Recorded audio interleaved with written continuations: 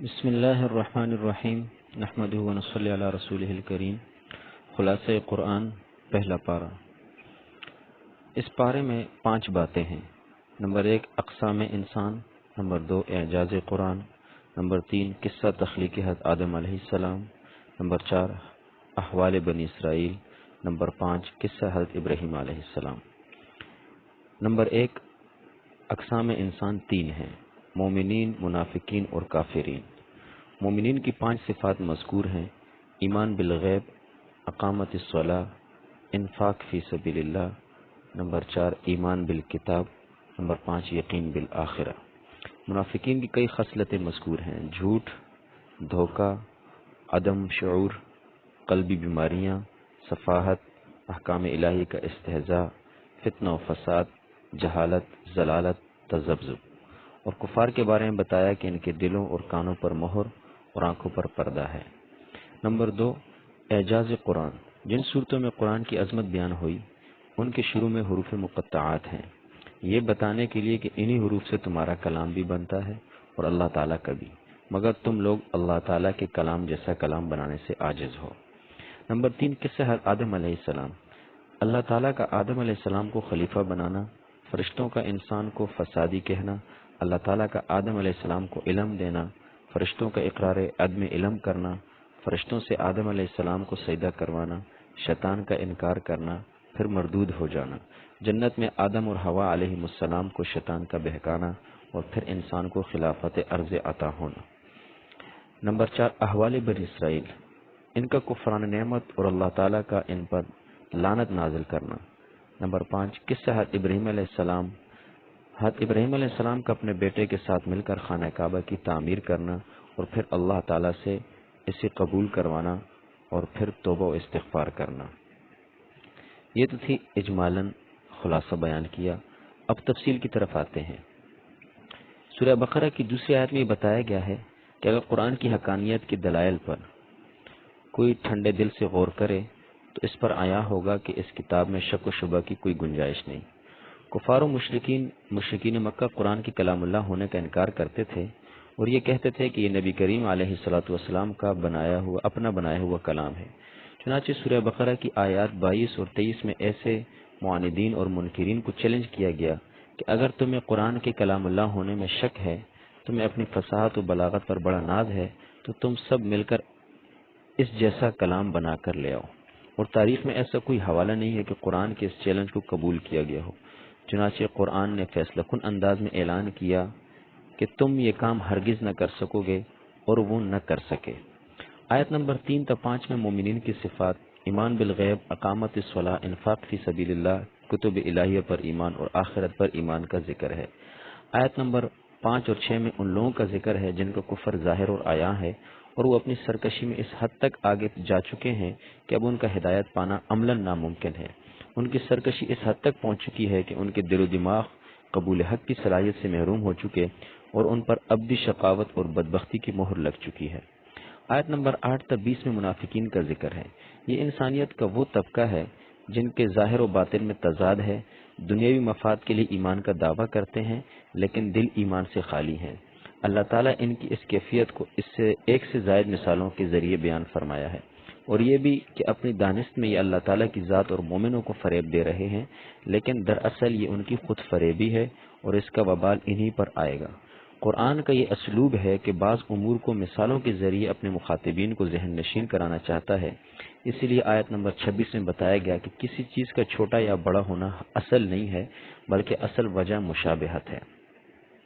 آیت نمبر 21 اور 22 میں توحید کی دعوت اور شرک سے باز رہنے کا حکم دیا گیا ہے۔ اللہ تعالیٰ کی مختلف نعمتوں کا ذکر کر کے بتایا گیا کہ نعمتیں عطا کرنے والی ذات اللہ تعالیٰ کی ہے، وہی حیات دینے والا، وہی موت دینے والا ہے، اور آخرکار سب کو اسی کی عدالت میں جانا ہے۔ آیت نمبر 30 تا 39 میں ہے کہ فرشتوں کے سامنے اللہ تعالیٰ نے اعلان فرمایا کہ میں آدم کو زمین میں اپنا خلیفہ بنا رہا ہوں۔ فرشتوں نے اپنے فہم کے مطابق اللہ تعالیٰ کی بارگاہ میں یہ عرض کیا کہ بنی آدم زمین میں فساد کریں گے، خون ریزی کریں گے، اور اے اللہ ہم وقت تیری تسبیح و تقدیس میں مشغول رہتے ہیں۔ اللہ تعالیٰ نے فرمایا میں جن اسرار اور حکمتوں کو جانتا ہوں تم نہیں جانتے۔ پھر نعمت علم کے ذریعے آدم علیہ السلام کی فضیلت اور برتری کو فرشتوں پر ثابت کیا۔ پھر فرشتوں کو حکم ہوا کہ آدم کو سجدہ کرو، اور ابلیس لعین کے سوا تمام ملائک نے حکم ربانی کی بلا چوں چراں تعمیل کی۔ یہ سجدہ عبادت کا نہیں تھا بلکہ سجدہ تعظیمی تھا، جیسا کہ یوسف علیہ السلام کے واقعے میں بھی ذکر ہے، اور شاید ان انبیاء کرام کی شریعت میں سجدہ تعظیمی جائز تھا، ہمارے نبی صلی اللہ علیہ وسلم کی شریعت میں جائز نہیں ہے بلکہ حرام ہے۔ بعض مفسرین یہ توجیہ کی ہے کہ سجدہ تو در حقیقت اللہ کی ذات ہی کے لیے تھا، بس بیت اللہ کی طرح آدم علیہ السلام کو جوہت سجدہ بنایا گیا تھا، اور یہ ان کی تعظیم کی علامت تھی، جیسے بیت اللہ جوہت سجدہ ہونے کی وجہ سے عظیم ہے۔ پھر آدم علیہ السلام کے جنت میں داخل کرنے اور وہاں ان کے لیے اللہ تعالیٰ کی تمام نعمتوں سے استفادے کی اجازت کے ساتھ ساتھ ایک درخت کے قریب نہ جانے کی پابندی کا ذکر ہے۔ اسی کے ساتھ ابلیس لعین کے آدم علیہ السلام کو سجدہ نہ کرنے، آدم اور حوا علیہ السلام کو بہکانے اور جنت سے نکالے جانے کا ذکر ہے۔ پھر آدم علیہ السلام کو توبہ کلمات القاء کیے جانے، ان کلمات سے ان کی توبہ اور توبہ کی قبولیت کا ذکر ہے۔ یہ کلمات توبہ سورہ اعراف آیت نمبر 23 میں مذکور ہیں، جن کا ترجمہ یہ ہے کہ ہمارے پروردگار، ہم نے اپنی جانوں پر زیادتی کی، بس اگر تو ہمیں نہ بخشے اور ہم پر رحم نہ فرمائے تو ہم نقصان اٹھانے والوں میں سے ہو جائیں گے۔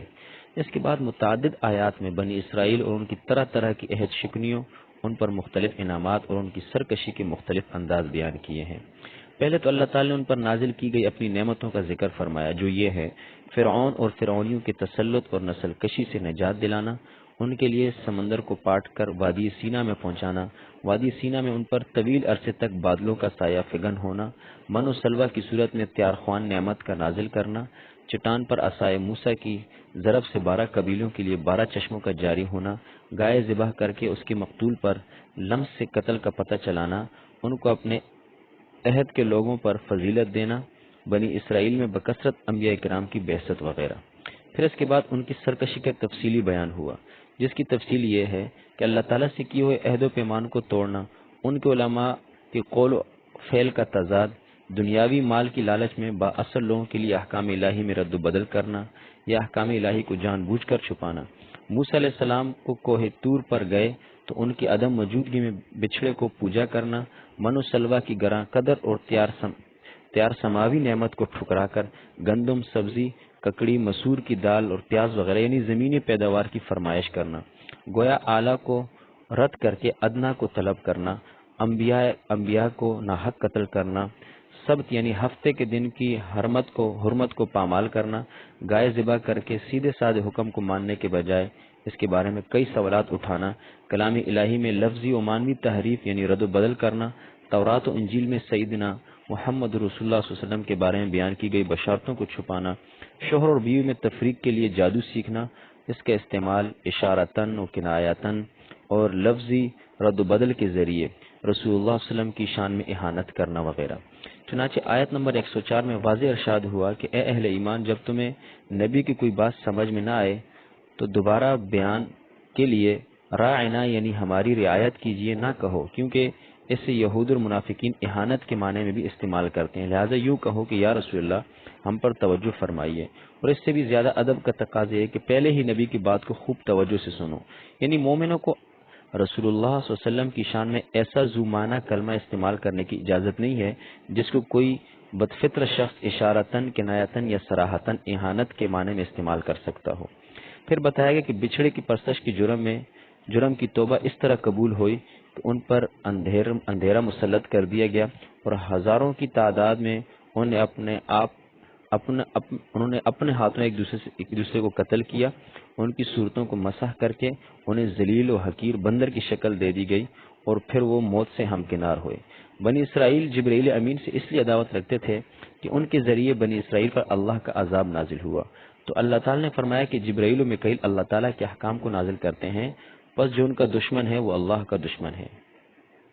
بنی اسرائیل کے اس خوش فہمی کو بھی رد کیا گیا کہ وہ کسی استحقاق کے بغیر اللہ تعالیٰ کے محبوب ہیں اور آخرت اور جنت پر یہود و نصارہ کا اجارہ ہے۔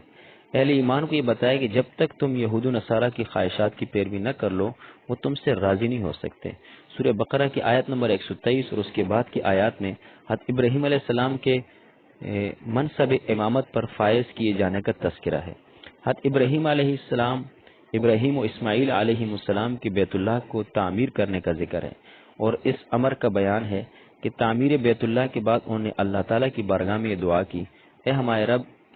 ان اہل مکہ میں یعنی انہی میں ایک عظیم رسول کو مبعوث فرما جو ان لوگوں کو پر تیری آیات کی تلاوت کرے اور ان کو کتاب و حکمت کی تعلیم دے اور ان کی نفوس کی اصلاح کرے۔ اسی لیے رسول اللہ صلی اللہ علیہ وسلم فرمائے تھے کہ میں حضرت عیسیٰ کی بشارت اور حضرت ابراہیم کی دعا کا ثمر یعنی نتیجہ ہوں۔ اس کے بعد اس صورت میں اولاد ابراہیم حضرت اسماعیل، حضرت اسحاق، حضرت یعقوب اور ان کی اولاد حضرت موسیٰ و عیسیٰ اور اجمالی طور پر دیگر انبیاء کرام علیہ السلام کا ذکر ہے۔ یہ بھی کہ اہل ایمان سب انبیاء پر ایمان لاتے ہیں اور ایمان لانے میں رسولوں کے درمیان کوئی تفریق نہیں کرتے، اور یہ بھی کہ حضرت ابراہیم اور اسماعیل، اسحاق و یعقوب اور ان کی اولاد یہود و نصرانی نہیں تھے، بلکہ سب کے سب ایک ہی دین اسلام کے علمبرداری اور داعی تھے۔ ان آیات میں یہی بتایا گیا کہ مشرکین مکہ اور اہل کتاب رسول اللہ صلی اللہ علیہ وسلم کی حقانیت کی روشن دلائل آنے کے باوجود اس لیے ان پر ایمان نہیں لاتے تھے کہ اللہ تعالی نے رسالت کی نعمت عظمیٰ کے لیے ان کے بجائے سیدنا محمد رسول اللہ علیہ وسلم کو کیوں منتخب فرمایا، یعنی ان کی طرف سے آپ صلی اللہ علیہ وسلم کی رسالت کا انکار کسی مقبول عذر، لا علمی مضبوط شبہ یا حجت صحیحہ کی بنا پر نہیں تھا، بلکہ محض ضد اناد اور ہر دھرمی کی بنا پر تھا، اور اس کا باطنی محرک اور ان کے دلوں میں حسد کا جذبہ تھا کہ اس نعمت کے لیے انہیں کیوں نہ چنا گیا۔ چنانچہ ان میں سے اگر کوئی تورات میں بیان کی گئی نبی آخر الزمان صلی اللہ علیہ وسلم کی علامات کو بیان کرتا تو یہود اسے کہتے، کیا تم ان مسلمانوں کو وہ حق باتیں بتا دیتے ہو جو اللہ تعالی نے تم پر عطا کی ہیں؟ ان آیات میں یہ حقیقت بھی بیان کر دی گئی کہ وہ بعثت مصطفیٰ صلی اللہ علیہ وسلم سے پہلے اس نبی کے وسیلے سے کفار کے خلاف فتح کی دعا کرتے تھے، اور جب ان کے پاس وہ آ گئے جن کو پہچان چکے ہیں تو انہوں نے ان کے ساتھ کفر کیا۔ اللہ تعالیٰ نے فرمایا کہ اللہ تعالیٰ جس سے چاہے اپنی رحمت کے ساتھ خاص کر دیتا ہے۔ ان آیات میں مشرکین مکہ اور اہل کتاب کے بے مقصد مطالبات کا بھی ذکر ہے۔ اللہ تعالیٰ ہم سے کیوں نہیں کلام فرما لیتا، ہمارے لیے براہ راست کوئی نشانی کیوں نہیں آ جاتی، یا موسیٰ علیہ السلام سے بنی اسرائیل کا یہ مطالبہ ہمیں کھلے عام اللہ کا دیدار ہو جائے۔ ایسی سب باتیں کٹ حجتی کے طور پر ہوتی ہیں، قبول حق کے لیے اتمام حجت کے طور پر نہیں۔ اللہ تعالی ہم سب کو سمجھنے کی توفیق عطا فرمائے اور اس پر عمل کرنے کی توفیق عطا فرمائے۔ آمین آمین یا رب العالمین۔